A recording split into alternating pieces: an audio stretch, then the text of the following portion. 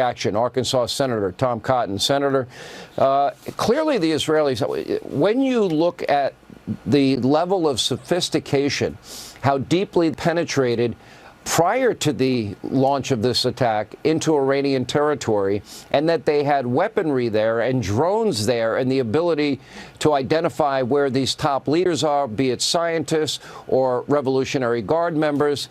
To me, this is going to be studied for probably the next 100 years, the military strategies of the Israelis.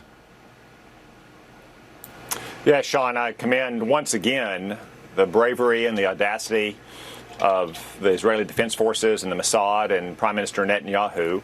I also commend President Trump for being true to his word, consistent in his support for Israel and his opposition to Iran ever getting a nuclear weapon. That's been his consistent position for 10 years. And it's clear that Israel had more than a few tricks up their sleeve last night that Iran was not anticipating, as they did last year with Hezbollah and what you might call Operation Grim Beeper, when they had seeded beepers through Hezbollah's leadership structure and then detonated them remotely. And if I were sitting in Tehran tonight as an Ayatollah, I would wonder if Israel has any other tricks up their sleeve. But I think you put it well, too, about the difference between these two countries.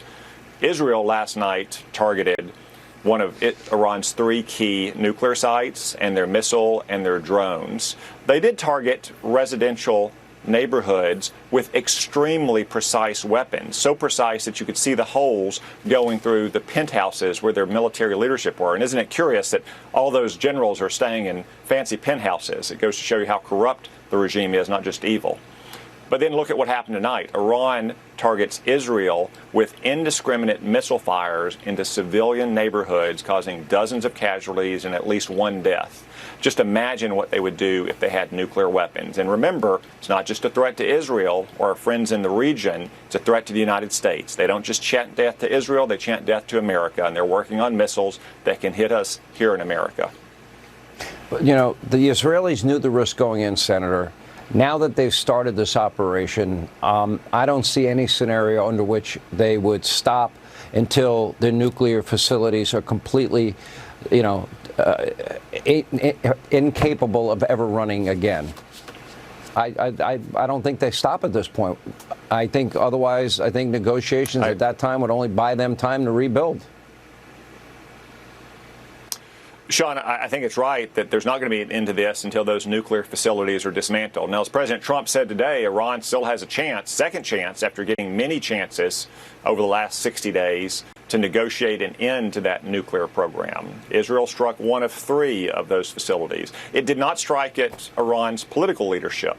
It did not strike at Iran's energy infrastructure. There are many targets in Iran left that the Ayatollahs might want to preserve. But obviously, Israel is striking back now, as any nation must when their civilian population is targeted for indiscriminate attack. But as President Trump has said, they still have an opportunity, after all of the opportunities he's given them, to come back to the table and to agree to dismantle the rest of their nuclear infrastructure. But I hope tonight in Tehran the Ayatollahs understand that Israel and America mean business. Yeah. Senator Tom Cotton, thank you. We appreciate your time. Joining us now, former